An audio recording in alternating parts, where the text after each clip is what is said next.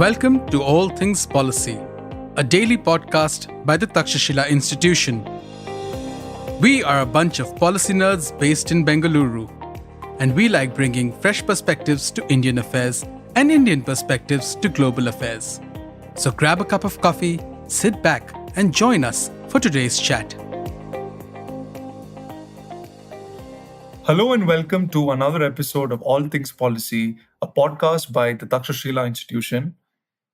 I'm your host for today. My name is Carl Jason, and I work as a program development manager at the Takshashila Institution. In today's episode, we will be talking about a new consultative paper by the AI for India org and Center of Policy Research and Governance, who make the case for a nationwide program called Data Dan. So what is Data Dan? So Data Dan, according to this paper, will be a voluntary data sharing for training of AI models and innovation for innovation based in India. Now, to discuss this with me, I've got Pranav Gupta, who is a PhD candidate in political science at UC Berkeley. Great to have you with us, Pranav. Thank you, Carl. Happy to join and talk about this idea. Yeah, it's great to have Pranav back again in the All Things Policy show. I've had a few earlier episodes with Pranav, and I'll be sure to link that to the show notes so that you're aware of his fairly wide grasp of knowledge across domains. So, Pranav, just to get started on this, right? So, can you maybe start off by telling us a little bit about what do you mean by Data Dan? I think the framing is very interesting in a country like India, where it is not easy to get, let's say, individuals or corporation to share data, without questions being raised. So, what is the sentiment behind Data Dan? So I'll just quickly go over where did this idea kind of come from, or where does one find the need for something like this? So in our conversations with various individuals involved within the broader AI startup ecosystem, especially, and a lot of AI researchers, one thing that kind of came up repeatedly in these conversations was a problem of basic lack of access to usable data. So the base of all AI models, LLMs, essentially is access to data, right? You need to have large usable data sets that you can use to train models on. Now, absence of large local data sets was repeatedly came up as some sort of a shortcoming, which is a major hindrance, especially for the innovation ecosystem, for the startup ecosystem.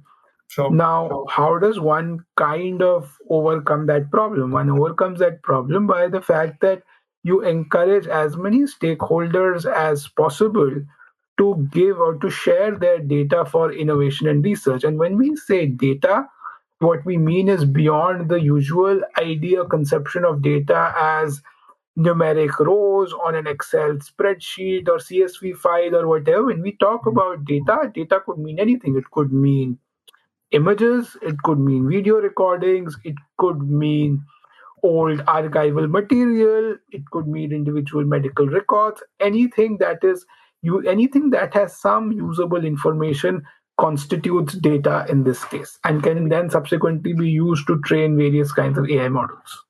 Got it. One of the things that I sort of gleaned from reading this paper, which again we will link to the show notes of this episode, is whether there's also a sense of sovereign AI becoming, a buzzword among, say, governments world over, where governments are looking to, muster their capabilities in AI infrastructure, where the industry is also playing a leading role in supporting this sort of mission. So, can we also glean that this is a governmental, initiative, in that the government wants to be involved in, pushing for, Data Dan? So I don't think that would be the right framing as such, in the sense that, of course, sovereign AI, when we write this in the paper itself, so the idea of AI or the objective of sovereign AI is related to the idea of access to local data or availability of local data remains an important aspect of achieving a sovereign AI as an exercise. Yes, it is in sync with the objective of sovereign AI. Whether the government gets engaged or not is a separate question. But in terms of the larger objectives, yes, it definitely fits in with that purpose. And what we personally believe is that if we have to look at sovereign AI, if we have to achieve that, that is not possible unless there is availability of local data. Like that remains an integral dimension when it comes to achieving sovereign AI. Okay, got it. Yeah, no, I think that clarification was important just for my understanding. So, can we maybe look at what are the benefits that can be derived from a program like Data Dan, right? So, benefits to, let's say, a solution that's being built by a startup, for instance, or what are the benefits to the country at large, or what are the benefits to an individual? So, can you maybe break down what are some of the benefits of having a voluntary data donating sort of program? So, Carl, so when we in the paper we outlined kind of broadly four potential benefits. The one, as we discussed, is how this can help in building sovereign AI. And Hmm. apart from that, there are three other big potential benefits that we foresee with an exercise like this. So, number one is eliminating algorithm bias. So we know AI is potential applicability in a wide range of domains, how AI-based solutions can be really, really helpful from policy to industry, etc. Now, the utility or the power on relevance of these solutions eventually depends on the underlying data. Now, if the underlying data is not going to be local data, if the underlying data is going to be, say, data from abroad, then even some of the findings or some of the results that come up or some of the models that come up may not be contextually relevant, because we want the solutions to not only be data driven for the sake of it, right? We want the solutions to be relevant in the context in which they are being applied. And potentially, if the data is not from the same local context, the solutions that you may get, the findings that you may get, may also not be relevant. So, one, to make AI based solutions more relevant, we need local data. So that's the idea of algorithm bias. Two, now, even globally, the idea of open data sharing or voluntary data sharing has opened the innovation ecosystem to extent that's kind of unimaginable. So, and in many programs that have taken place globally over decades have been based on either governments opening up and sharing and putting out data that can be used for innovation and research, or efforts for voluntary private data sharings. For example, in US, the whole Human Genome Project, which put out DNA data, and then that actually became the base for so many innovations in medicine, pharmaceuticals, and even the development of vaccines, including the corona vaccine, in some ways was based on data that was put out through the Human Genome Project. So that's just in terms of the innovation potential that can be unleashed through an exercise like this. We know, for example, various government agencies globally. So, for example, Transport for London, which is the nodal transport authority in London, puts out massive data sets on public transportation. These are available free of charge, and these data sets have become kind of base data sets which are being used by various apps that are eventually serving citizens. So the base of these apps is eventually the data that TFL kind of put out, and similar innovations or similar efforts are being taken in India as well. So for example, there is an effort in terms of language data through Bhashini and Anuvadini, and similar way, and even the railways has tried to use AI based solutions, and these solutions themselves can improve if more data is put out or some sort of arrangements are created for this data reaching potential users and researchers. So that's the idea of innovation being driven through data sharing, and finally reducing costs. So one of the central barriers that startups face in the AI space is lack of access to data. And in some ways, a lot of data is just monopolized by a few firms or early movers. So new entrants have limited access to data that they can use, and that in itself creates barriers to entry. Now, if you have an wallet, if you have an arrangement that provides an alternative pathway to getting data, that automatically reduces or eliminates some of these barriers and facilitates new entrants within the startup ecosystem. Yeah, no, that's interesting. So, would it be fair to say that the Data Dan program is more about how do let's say, drive innovation in the larger ecosystem, rather than look at, let's say, a government or private partnership involvement? So it's really not the arrangement of how this like interface works. It's more about what it sets up to provide like in the longer term. Yes and no. So you're right. Like the what central objective is driving innovation, Hmm. but the government remains a key player for two reasons. So one, this is not just about, or our idea is not just about, okay, why this should be done. There Hmm. are also some suggestions on how it should be done, because eventually, if something like this has to be done, there has to be some sort of a platform or some arrangement through which, Correct. one, contributors are able to provide data, two, users are able to access data. So eventually, you would need Hmm. some sort of a platform. Now, what Hmm. shape or form that platform takes, we put out some ideas. And why the government remains a key actor in the whole arrangement is for two reasons. One, the government itself holds so much data that can be utilized for innovation, not only for private innovation, but even for improving governance, right? If the government intends to deploy AI based solutions, it needs to put out a lot more data for users and researchers to use. So, Hmm. government as a provider of data, to, if something like this has to be done, there is going to be some sort of regulation or oversight that would be required, Hmm. considering various issues of privacy, data security, etc. So, which is why the government automatically becomes has to A be stakeholder. Yeah. envisaged as a stakeholder in some ways. Got it. Pranav, so just trying to understand, what are the building blocks of, this data dan program and or what has been proposed.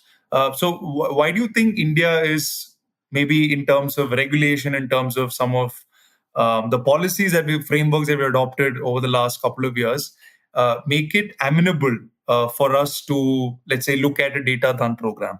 So, what are those building blocks that allow us to think about a data dan program as of today? So, in terms of the regulatory architecture, of course, now we have the Digital Personal Data Protection Act, the DPDP Hmm. Act. And one idea is that what we want to also talk about is the idea that anything that is happening within this idea of data dan is in sync with the DPDP Act. It's not something that is Right. out of the way or something that would require regulated changes in the regulatory framework. And if we broadly think about some tenets and how does one achieve these safeguards, one achieves these safeguards, one, through existing regulatory systems, two, through tech solutions themselves. So, for example, trust remains a key driver in this whole setup, right? Because what Hmm. we are talking about is we are talking about use of data for research and innovation, not use of Right. data for just monetize. So, it's not that people voluntarily share their data, various stakeholders voluntarily share data, and that is used by some, that is monetized by somebody directly. The idea is that it has to drive innovations, and it has to drive innovation, then there has to be some level of trust in the sense that, okay, this is what I am sharing my data and this is what it is being used for. So there has to be some idea of what is fair use. And the moment you define something like fair, you lay down a criteria of fair use, defining that fair use, ensuring that those fair use restrictions are complied with, Hmm. creates a whole requirement. So there's one. So there's an idea of trust. Hmm. Then, of course, there's a whole discussion around privacy, right? That is something that is non compromisable. Data security and privacy has to be maintained. Now, one key aspect that we have to think about in this whole process is that, see, data privacy and data security becomes a major issue when there is an issue of identifiability, right? When data becomes individually identifiable, that is when there is a major issue. Now, Correct. here, especially in terms of training models, identifiability is not necessarily required, right? So we can, and there are tech innovations, tech based solutions available that ensure that the data remains individually unidentifiable and can still be used for running models. So you can find solutions wherein the user or the innovator just has to log in onto the data and then can run whatever they want to run without actually having being able to take away the data or being able to or being getting access to any kind of identifiable information. So those are all solutions that can be embedded within this larger initiative. And Hmm. finally, the idea of democratization of access to data, like, that is one of the objectives, and that is also one tenet that the whole initiative has to kind of ensure. So for example, this is not just about data being put out, it's also about creating repositories where that data is put out in an accessible form. So that data should be as accessible as possible. Can there be restrictions in terms of areas or industries where data can be utilized for? So those are all aspects of democratization of data, and these three tenets, privacy, trust, and democratization, need to be kept in mind or are at the core of any interface or any platform that is built for actually initiating data. Yeah, no, it's fascinating that we have to look through safeguards as well, because yeah, with AI now, very much. I mean, in the advent, I mean, it's used in most applications that we know of. So yeah, it does become important to sort of put these guardrails in place, and yeah, fascinating to know of, yeah, that this has been thought through quite well. One of the other things that I wanted to know from you, Pranav, was, is this going to be an open source model? So would this be accessible to, let's say, any entity that would like to make use of the data for their research? So what is the underlying, like, is it open source? Is it copyright protected to some extent? How does it work?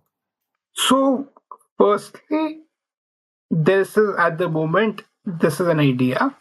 In terms of how it actually materializes, what would the exact platform look like? We don't know, and that is also the idea behind the consultative paper, wherein we have put out some ideas in terms of how this platform should be structured, and we want suggestions or feedback by various individuals on what they think would be the best kind of structure for something like this, keeping in mind the tenets that need to be respected and followed. Hmm. Now, in terms of the demand side or in terms of data users, yes, we want to keep it as we think, we believe that if it is something that is based on voluntary data contribution, then even usage should be free, right? Because then if you ask people to voluntarily contribute their data, if you ask individuals, societies, government to put out their data voluntarily for innovation, and then you put restrictions on Hmm. usage or you put any kind of major barriers on usage, then that doesn't match, right? Then that defeats the whole purpose. So if people are voluntarily sharing their data for innovation, then that data should, yes, be available to, should be as accessible to innovators as possible. Now, of course, there have to be some restrictions on it, but no. So broadly, the idea, it becomes as accessible as possible. That's on the side of users. Now, on the side of contributors, again, we think of this as broadly as possible. Now, at an individual level, it could mean somebody sharing old medical records of a deceased family member. Now, old medical records of a deceased family member are usually thrown away. Now, can those test reports, etc., can become valuable training data for models? So at that, so it starts at the individual level and then goes up to the government sharing some data, while of course keeping in mind issues and concerns about individual identifiability of data. Hmm. So which, and that is why we also have some suggestions in terms of the form that the interface can take. Would take, yeah, yeah. No, I think you do talk about this in some detail when you look at the different forms, right? In terms of what how do you operationalize this, for instance? So can you just maybe talk us through what are those various forms? We earlier spoke about the government being a very important stakeholder. So how do these different forms look like, and is there one that you feel would cater best to, let's say, a country like India, where there are multiple stakeholders, multiple interests at play? So broadly, if you look at the way we conceptualize it, there could be the three broad forms that the interface could take. So Hmm. one is it's a pure government model. So end to end, the government manages the platform. And with each of these, there are some advantages and disadvantages. Now, with the government managing everything end to end, the advantages, of course, in terms of regulatory authority, no questions, no problems, complete regulatory oversight. Individual government can enforce any condition that it wants to enforce. What's the problem? The problem in this case is there could be some apprehension in terms of contributing data because individuals may there may be fear or there may be apprehensions in minds of individuals and bodies contributing data because for them that distinction, okay, this data is actually going to innovators Hmm. versus this data being submitted to the government may not exist. So that may deter many potential data contributors from actually contributing data. Got it. Then Hmm. second is a purely private model where everything is managed by some private entity which creates a platform. Potential data contributors can go and upload their data on this platform. Any private and then data users, based on whatever pre-decided restrictions, can access this data. Now, here again, there are multiple issues. Number one, the government, as I've mentioned repeatedly, the government itself has a huge repository of data. We potentially see the government as a major contributor of large data sets. Now, why would any government entity put out its data on a private interface? That remains a matter of concern. Hmm. Two, if the platform is entirely private, then how does regulation or how does oversight for ensuring data security and privacy operate? So those are again gray areas or matters of concern with a purely private model. And finally, we have something like a DPI based model, digital public infrastructure, wherein the government is involved, but the government is involved as a stakeholder Hmm. rather than the government being involved as a direct authority. And here the government essentially operate, and because the government is essentially operating as one of the stakeholders rather than the only stakeholder, and the platform is kind of private for all other purposes, with the government being one of the stakeholders, it still ensures some oversight, it still ensures regulatory oversight, it still ensures that the government is willing to put out its data on the platform because it's not only a participant but it's also a stakeholder in terms of governing the platform while Hmm. taking care of other issues. So these are broadly the three models and each of these have some sort of pros and cons attached to each Yeah. of these. And is it also fair to say that the paper also makes it amply clear that the legalities associated with the use of this data will not be liable to, let's say, the user who donated the data? Am I right?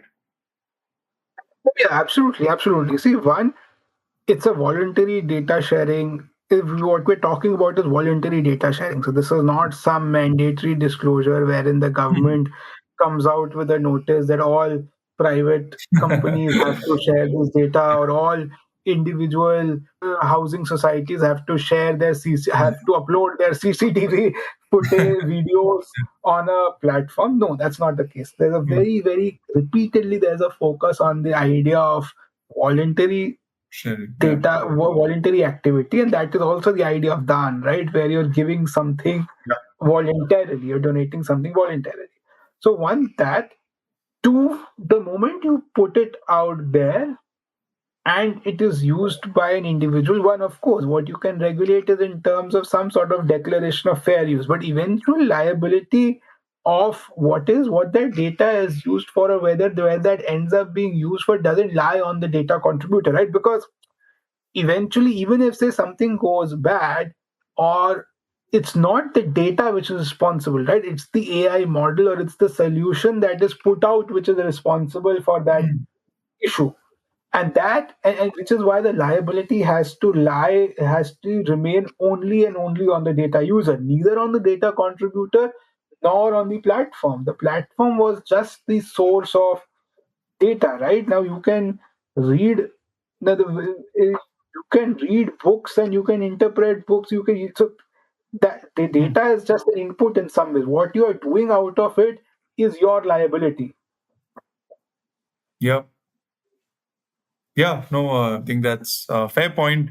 And one of the other things I really like what has been presented in this consultative paper is how do you relate this to the lives of ordinary citizens, right? I mean, what are they going to get from donate their data, and how does it help in their daily lives? So, can you maybe illustrate, this with an example of, what are the trickle down effects of, the as an ordinary citizen donating his or her data, let's say, in order to be able to access a public good, for instance. See, I think in terms of citizens, the benefits come in two ways. Okay.